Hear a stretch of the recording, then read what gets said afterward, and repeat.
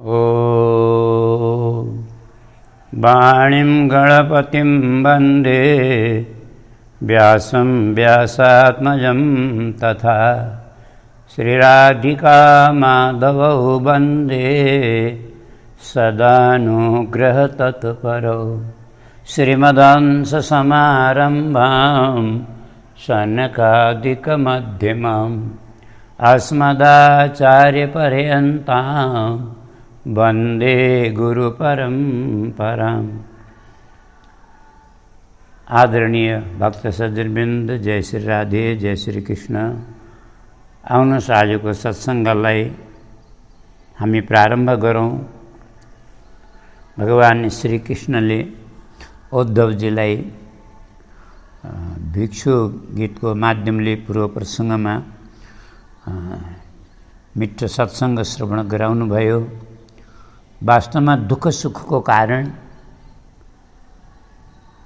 कोही नभएर आफ्नो मन हो। मनः परम कारणमा मनन्ति संसार चक्रम परिवर्तयेत्। बन्धन र मोक्षको कारण पनि मन हो, सुख र दुःखको कारण पनि मन हो। सबैको मनको विषयमा शास्त्रमा धेरै धेरै व्याख्या विस्तृत वर्णन गरिएको छ। अब अगाडि भगवान श्रीकृष्ण भन्नुहुन्छ, हे उद्धव, अथ ते सम्प्रवक्ष्यामि साङ्ख्यं पूर्वैर्विनिश्चितं यद्विज्ञाय पुमान् सद्यो जह्याद् वैकल्पिकं भ्रमम्। अब म तिमीलाई साङ्ख्ययोगको निर्णय सुनाउँछु भन्नुहुन्छ। पूर्वकालमा मनुष्यहरूले भनेका छन्, साङ्ख्ययोग राम्रोसँग बुझेपछि भेदबुद्धिमूलक सुख दुःखादिहरू भ्रमको नाश हुन्छ। सर्वप्रथम विकल्परहित परब्रह्म नै दुई रूपमा प्रकट भयो। यसरी बुझौँ, एउटा कार्यकारणात्मक प्रकृति र अर्को ज्ञान स्वरूप पुरुष। ब्रह्मद्वारा प्रेरित अर्थात् क्षोभ हुँदा प्रकृतिबाट महत्तत्व प्रकट भयो, महत्तत्वबाट अहङ्कार प्रकट भयो। अहङ्कार तीन प्रकारको मानिन्छ, सात्विक, राजस र तामस। अहङ्कारद्वारा नै सम्पूर्ण प्राणी मोहित हुन्छन्। तामस अहङ्कारबाट पञ्च तन्मात्रा र तन्मात्राबाट पञ्चमहाभूत भए। राजस अहङ्कारदेखि 10 इन्द्रियहरू र सात्विक अहङ्कारबाट इन्द्रियका अधिष्ठात्री देवता र मनको उत्पत्ति भयो। यो पूर्वका प्रसङ्गहरूमा पनि आइरहेको छ। यी सबै तत्त्वहरू मिलेर एउटा अण्डको निर्माण गरे। यो ब्रह्मको अण्ड हुनाले सबैले यसलाई ब्रह्माण्ड भन्न लागे। मैले यसमा नारायण स्वरूपले प्रवेश गरेँ। यो मेरो निवास स्थान भयो। जलमा विराजमान त्यो नारायण स्वरूप विराटको नाभिबाट विश्वकमल प्रकट भयो र कमलको कर्णिकामा ब्रह्माजी प्रकट हुनुभयो। ब्रह्माले धेरै वर्ष तक तपस्या गर्नुभयो। तदनन्तर प्रभुको कृपा प्रसाद प्राप्त गरेर रजोगुणद्वारा लोकपाल सहित देवताहरूलाई स्वर्गलोक, भूत प्रेतादिलाई भुवरलोक र मनुष्य आदिलाई भूरलोक अर्थात् पृथ्वी, यसरी त्रिलोकको रचना गर्नुभयो। स्वर्गलोकदेखि माथि महरलोक, जनलोक, तपलोक आदि सिद्ध सन्त आदिलाई व्यवस्थित भयो। असुर नाग आदिलाई पृथ्वीदेखि तल, अतल, वितल, सुतल आदि 7 पाताल बनाउनु भयो। योगैश्च तपसैव न्यासैश्च गतयो मला महर्जन तप सत्यम सत्यम भक्ति योगैश्च मतगति। श्रीकृष्ण भगवान भन्नुहुन्छ, उद्धव, योगीहरू, तपस्वीहरू, सन्यासीहरूले महरलोक, जनलोक, तपलोक एवं सत्यलोक आदि उत्तम गति प्राप्त गर्दछन् र जो मेरा भक्त छन् तिनीहरूले भक्तियोगद्वारा मेरै धामलाई प्राप्त गर्दछन्। सम्पूर्ण जगत कर्मानुसार चलिरहेको छ। कर्मानुसार कहिले स्वर्ग, कहिले नरक, त कहिले संसारको भुमरीमा गोता जीवहरूले खाइरहेका हुन्छन्। प्रकृति र पुरुषको संयोगले विभिन्न रचना भइरहेको छ। हे उद्धव, जो आदि र अन्तमा सत्य छ, बीचमा पनि त्यही सत्य छ। जस्तै सुन पूर्वमा पनि सुन हो, अन्त्यमा पनि सुन हो र मध्यमा पनि त्यसद्वारा बनेका विभिन्न सृष्टि जस्तै कुण्डल, कङ्गन, हार आदि जे भने पनि सत्य त यही हो, सुनै हो। माटाबाट बनेका घटादि पदार्थ पनि पूर्व माटै थियो, पछि माटै शेष रहन्छ, बिचमा पनि जे बने पनि पात्रहरू जे जस्ता बने पनि सब माटै हो। त्यस्तै यो सृष्टि प्रपञ्च उपादान कारण प्रकृति हो र अधिष्ठान कारण परमात्मा काल समयद्वारा प्रकट हुन्छ। व्यावहारिक विविधता पनि वस्तुतः ब्रह्मस्वरूप नै हो। हे उद्धव, त्यही शुद्ध ब्रह्म म नै हुँ। पिता पुत्रादि पूर्वापरको प्रक्रियाबाट यो सृष्टि चक्र चलिरहन्छ। जसरी सृष्टि प्रक्रिया परम्परागत रूपले चल्दछ, त्यसरी नै प्रलय प्रक्रिया पनि अनुलोम विलोम जस्तै चलिरहन्छ। अन्न बीजमा, बीज भूमिमा र भूमि गन्ध तन्मात्रामा लीन हुन्छ। गन्ध जलमा, जल रसमा, रस तेजमा र तेज रूपमा लीन हुँदै जान्छन् र अन्तमा कार्य कारणमा लीन हुँदै हुँदै जाँदा यो सारा सृष्टि चक्र अविनाशी परमात्मामा गएर सब समावेश हुन्छन्, लीन हुन्छन्। परमात्माबाट बनेको जगत परमात्मामा नै गएर समर्पित हुन्छ, अर्थात् एक रूप हुन्छ। जो जहाँबाट आएको त्यो त्यहीँ जान्छ। जस्तै उदाहरणको लागि भनौँ, शरीर पञ्चतत्त्वले बनेको र यसबाट आत्मा निस्केर जाँदाका दिन पञ्चतत्त्वमै गएर लीन हुन्छ। सारा संसार परमात्मामा आश्रित छ, परमात्मामा स्वरूप नै स्थित हुन्छन्। जसले स्वविवेकद्वारा जगत प्रपञ्चलाई देख्दछन् तिनीहरूलाई त न बन्धन हुन्छ न कोही भ्रम। जस्तै आकाशमा सूर्य आएपछि जगतको अन्धकार आफै हट्दछ। हे उद्धव, म कार्य एवं कारण दुवैको साक्षी छु। मैले तिमीलाई सृष्टिदेखि प्रलय र प्रलयदेखि सृष्टिसम्मको साङ्ख्य विधि बताएँ, जसले मनको संशय ग्रन्थीलाई भेदन गर्दछ। यस साङ्ख्य विधि प्रोक्त संशय ग्रन्थि भेदन। गुणानुसार मनुष्यको स्वभावमा पनि भेद हुन्छ। अब म तिमीलाई कुन गुणको कस्तो स्वभाव हुन्छ त्यो पनि भन्दछु। समो दम स्थिति क्षेक्षा तप सत्यम दया स्मृति तुष्टि त्यागो स्प्रिया श्रद्धा हृदयादि स्वनिर्वृत्ति। सम भनेको मनको संयम, दम भनेको इन्द्रियहरूको निग्रह, तितिक्षा भनेको सहिष्णुता र विवेक, तपस्या, सत्य, दया, स्मृति, सन्तोष, त्याग, विषयको अनिच्छा, श्रद्धा, लज्जा। लज्जा भन्नाले नराम्रो काम गर्नलाई लाज मान्नु भनेको। और आत्मरति, दान, विनय एवं सरलता आदि सत्वगुणका लक्षण हुन्। काम इया मदस्तृष्णा स्तम्भाशिर विदा सुखम मदोत्साहो यशः प्रीतिर हास्यम वीर्यम बलोद्यम। इच्छा, प्रयत्न, घमण्ड, तृष्णा, हट, आशा, भेद, विषय सुख, मदोत्साह, यश, प्रीति, हास्य, वीरताको प्रदर्शन, बल, उद्योग आदि लक्षण यी रजोगुणका लक्षण मानिन्छन्। अब क्रोधो, लोभो, नृतम, हिंसा, याञ्चा, दम्भ, कलम, कली, शोक, मोह, विषादार्ति, निद्राशा, भीरनुद्यम। क्रोध, लोभ, असत्य, हिंसा, याचना, भय एवं अकर्मण्यता आदि तमोगुणका लक्षण हुन्। गुणहरूको मैले पृथक पृथक लक्षण वर्णन गरेँ। अब मिश्रण लक्षण बताउँछु भन्नुहुन्छ। म हुँ अथवा यो मेरो हो, यसमा तिनै गुणको मिश्रण मानिन्छ। जब मनुष्यले धर्म, अर्थ र काममा संलग्न भएर कर्म गर्दछ तब सत्वगुणले श्रद्धा, रजोगुणले रति र तमोगुणले धनको प्राप्ति हुन्छ। यो पनि गुणहरूको मिश्रण नै हो।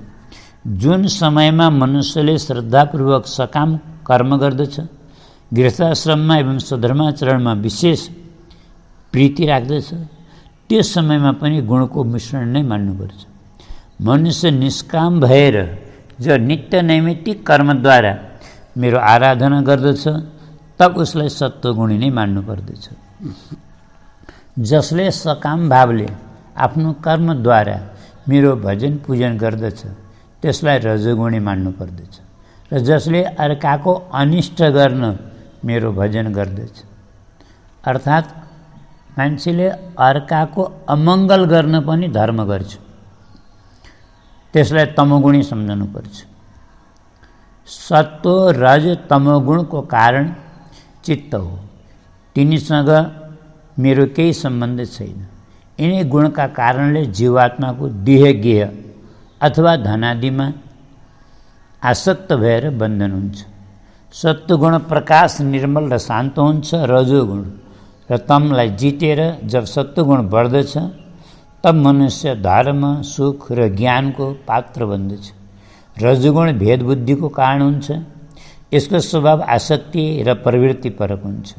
यसले जब सत्वगुणलाई र तमगुणलाई जितेर अघि बढ्छ तब मनुष्य दुख कर्म यश र लक्ष्मी मतलब धन आदिले सम्पन्न हुन्छ। तमोगुणको स्वरूप अज्ञान हो। यसको स्वभाव आलस्य एवं बुद्धिको मूर्खता। तमोगुणको वृद्धि हुँदा मनुष्य अनेकौं आशा हिंसा निद्रा शोक मोह आदिको वशीभूत हुन्छ। जब चित्त प्रसन्न हुन्छ इन्द्रिय शान्त हुन्छ देह निर्भय हुन्छ मन अनासक्त हुन्छ तब सत्वगुणको वृद्धि मान्नुपर्छ। सत्वगुण मेरो प्राप्तिको साधन हो। बुद्धि चञ्चल ज्ञानेन्द्रियहरू असन्तुष्ट कर्मेन्द्रियहरू विकारयुक्त मन भ्रान्त एवं शरीर अस्वस्थ भयो भने रजोगुणको वृद्धि जान्नु। सत्वगुणको बाहुल्यले देवताको रजोगुणको बाहुल्यले असुरको र तमोगुणको बाहुल्यले राक्षसहरूको बल बढ्दछ। अर्थात् कर्मश देवत्व असुरत्व राक्षसत्वको प्रवृत्ति देखिन्छ।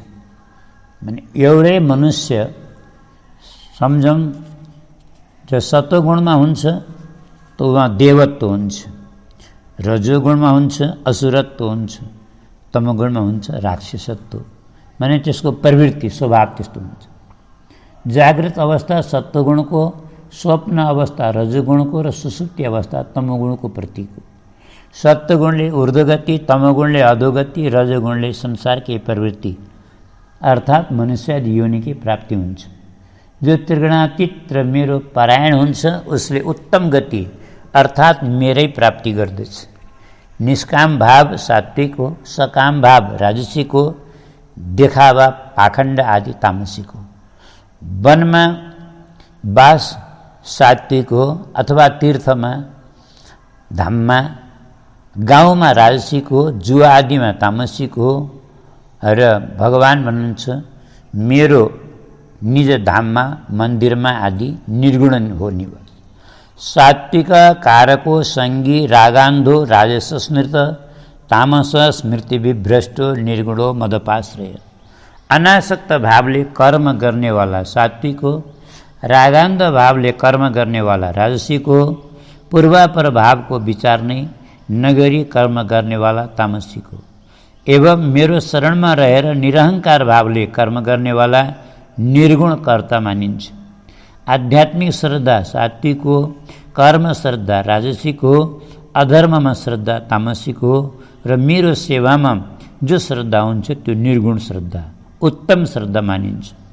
मत्स्यवायाम तो निर्गुण आरोग्यदायक र पवित्र अनायास प्राप्त भोजन सात्विक हो, इन्द्रिय सुखदायी स्वादिष्ट भोजन राजसिक हो र दुखदायी अपवित्र भोजन तामसिक हो। हे उद्धव, द्रव्य देश फल काल ज्ञान कर्म कर्ता श्रद्धा अवस्था देव मनुष्य आदि सबै त्रिगुणात्मक छन्। जीवलाई जति पनि योनि एवं गति प्राप्त हुन्छन् ती सबै गुण र कर्मानुसार नै प्राप्त हुन्छन्। जीवलाई यो मनुष्य चोला ठुलो भाग्यले प्राप्त हुन्छ किनकि मनुष्य योनिबाटै मुक्ति मिल्दछ। अत मनुष्य चोला प्राप्त गरेर मेरो भजन गर्नु नै बुद्धिमानी हो।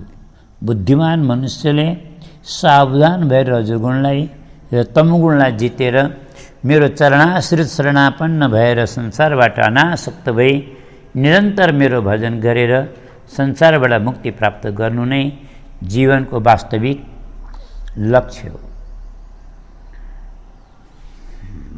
मल्लक्षणमिमं कायम लब्ध्वा मद्धर्मास्थित आनन्दम परमात्मान मात्मस्थम समर्पयति।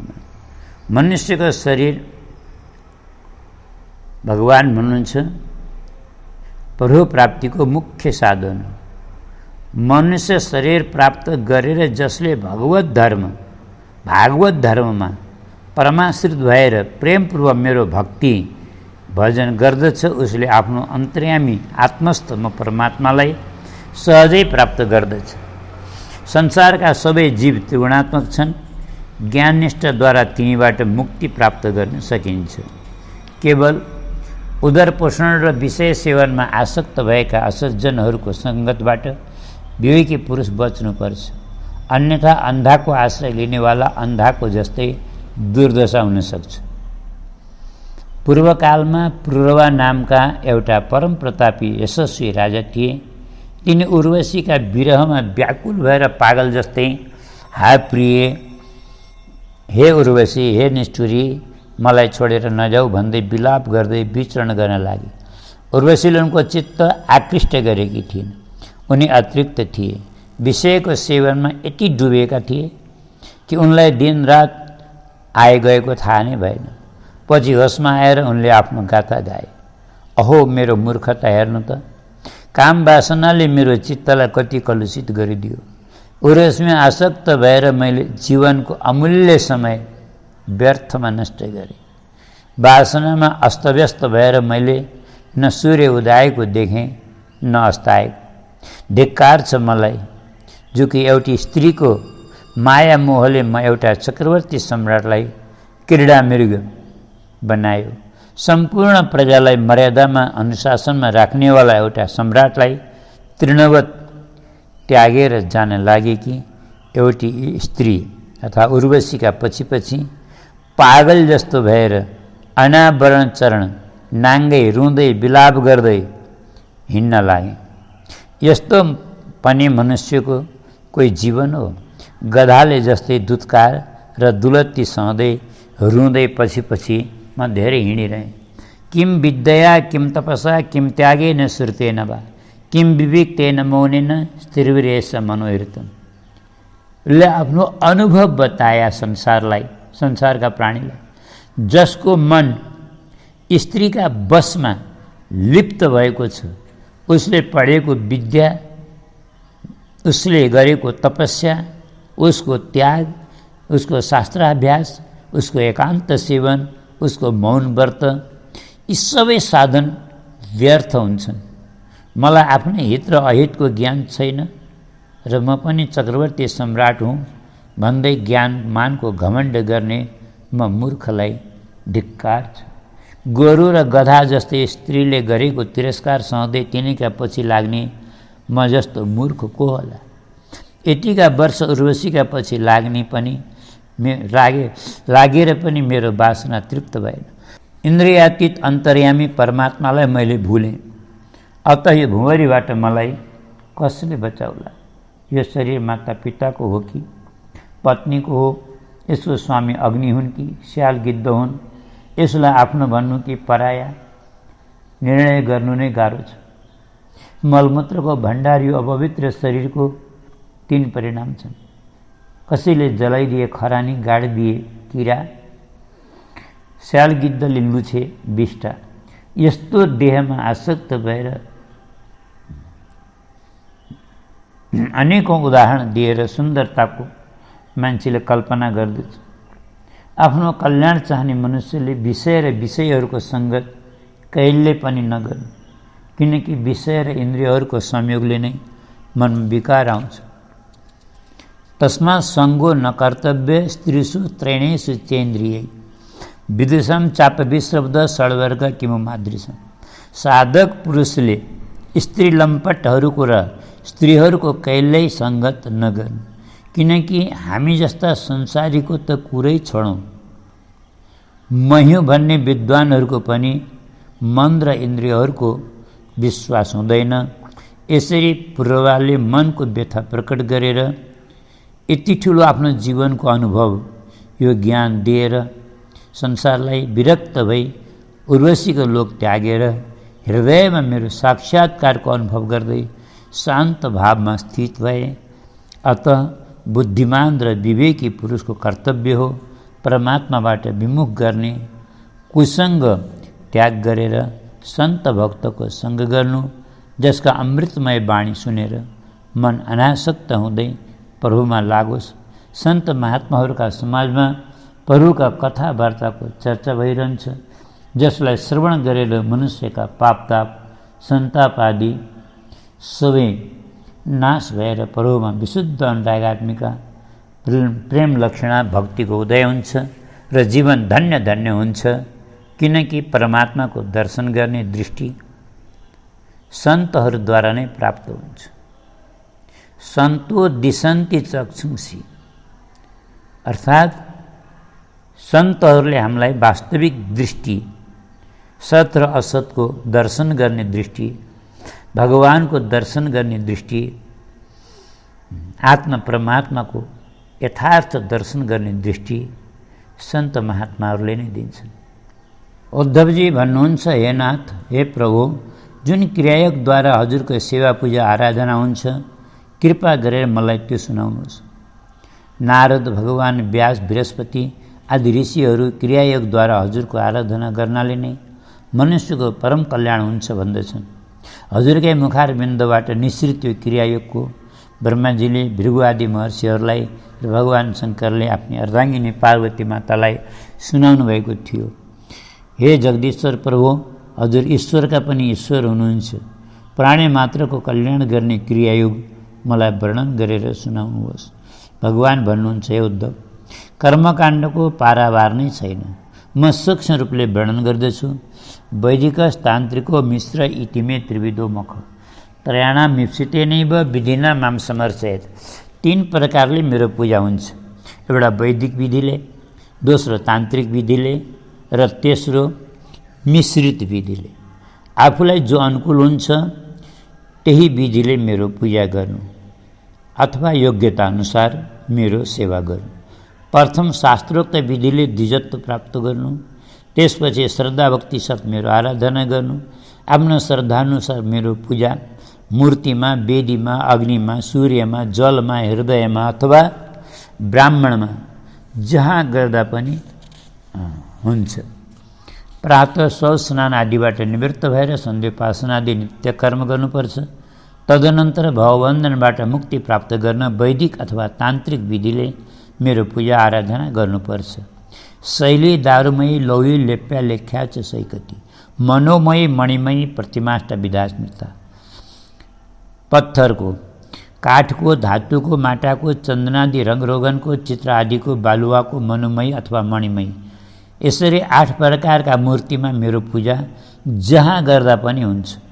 चल एवं अचल 2 प्रकारका मेरा प्रतिमा हुन्छन्। अचलमा सधैँ आवाहन र विसर्जन हुँदैन। चलमा 2 प्रकारले हुन्छ, परन्तु बालु आदिमा नित्य आवाहन र विसर्जन हुनुपर्दछ। माटाका, चन्दन, चित्र आदि मूर्तिमा स्नान हुँदैन, प्रोक्षण अथवा मार्जन मात्रै हुन्छ र अन्यमा स्नान गराउनु पर्दछ। निष्काम भक्तलाई र अकिञ्चन भक्तलाई भावनात्मक पूजा, हृदयस्थ पूजा अथवा मनोमयी मानसिक पूजा मात्रैले पनि हुन्छ। मूर्ति अनुसार पूजा यथायोग्य र यथोचित हुन्छ। जस्तै अग्निमा घृत मिश्रित हवन सामग्रीको आहुति, सूर्यलाई अर्घदान, उपस्थान, जलमा तर्पण, मेरो आराधना तर्पण आदिद्वारा मतलब मेरो आराधना हुन्छ। भक्तद्वारा श्रद्धाले दिएको पनि म प्रसन्न हुन्छु र घमण्डले दिएको 56 भोगै भए पनि मैले आँखा उठाएर पनि हेर्दिनँ। आराधना गर्ने साधकले पूर्व या उत्तर फर्केर पूर्वपट्टि फर्काएको कुशासनमा श्रीविग्रह अगाडि बसेर श्रीविग्रहका अगाडि बसेर श्रद्धापूर्वक सेवा गर्नुपर्दछ। प्रथम न्यासादि गरेर बस्नु, प्रोक्षण पात्र, कर्मपात्र आदिले आफूलाई पूजा सामग्रीलाई प्रोक्षण मार्जन गरेर पवित्र गर्नु। त्यसपछि पाद्य, अर्घ, आचमनीय, स्नानीय जल अलग अलग पात्रमा यथास्थान सजाएर राख। आचमन, प्राणायाम आदिद्वारा आफूलाई शुद्ध पवित्र बनाउनु। आवाहन, ध्यान, आसन आदिबाट आरम्भ गर्नु। आसनका 4 कोणमा धर्म, ज्ञान, वैराग्य, ऐश्वर्य आदिको र विमला, उत्कर्षणी आदि 9 शक्तिहरूको पनि ध्यान गर्नु। आसनमा अष्टदल कमलको परिकल्पना गरेर यथोचित विधिले सेवा पूजा गर्नु। शङ्खचर, गदा, खड्ग, बाण, धनुष, हल, मुसल यिनी 8 आयुधको पनि आहार दिशामा पूजा गर्नु, भगवानका वक्षस्थलमा कौस्तुभमणि वैजयन्तीमाला र श्रीवत्स चिन्हको पूजा गर्नु, नन्दम सुनन्दम गरुडम प्रचण्डम चण्डमेव च।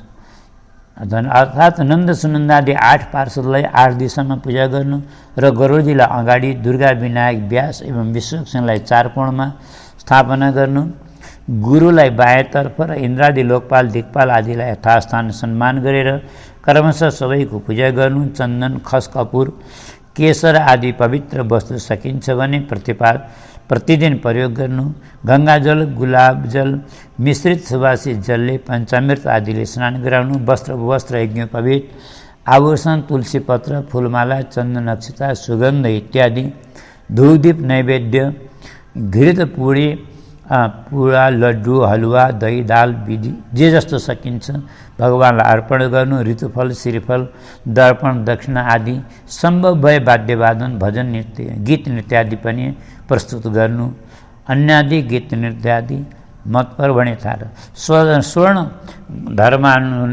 स्वर्ण धर्मानुवाक महापुरुष विद्या पुरुषसूत्र ये आदि वैदिक सूक्त र सहस्रनाम आदि पाठ संकीर्तनद्वारा भक्ति भावले आराधना गर्नु, तदनन्तर यथाशक्ति कुण्डमा अथवा स्थण्डिलमा हवन गर्नु, तर्पण मार्जन आदि गर्नु, अग्निमा मेरो स्वरूपको ध्यान गर्नु, भागवतको मूल मन्त्र गोपाल मन्त्र अष्टाक्षर मन्त्र दशाक्षर मन्त्र अथवा जुन मन्त्रमा आफ्नो इष्टभाव छ त्यही मन्त्रले हवन गर्नु, त्यही मन्त्रको जप गर्नु, पश्चात मुख शुद्धि ताम्बुल पुष्पाञ्जली क्षमा प्रार्थना गर्दै साष्टाङ्ग प्रणाम गर्नु, सिद्ध सन्त भक्त महात्माहरू रचि स्तुति प्रार्थना पनि यथाशक्य पाठ गर्नु, आफ्नो शिर मेरो चरणमा राखेर दाहिने हातले दाहिना चरण र बायाँ हातले बायाँ चरण समातेर भन्नु, हे प्रभु यो संसारको समुद्रमा डुबेको छु, मृत्युरूपी ग्राहदेखि भयभीत भएर हजुरका चरणको शरणमा आएको छु, मेरो रक्षा गर्नुहोस्। तदनन्तर उच्छिष्ट फुलमाला आदि श्रद्धापूर्वक ग्रहण गरेर समर्पणात्मक भावले आश्वस्त विश्वस्त भएर निरन्तर स्मरण गर्छ भने निश्चित कल्याण हुन्छ।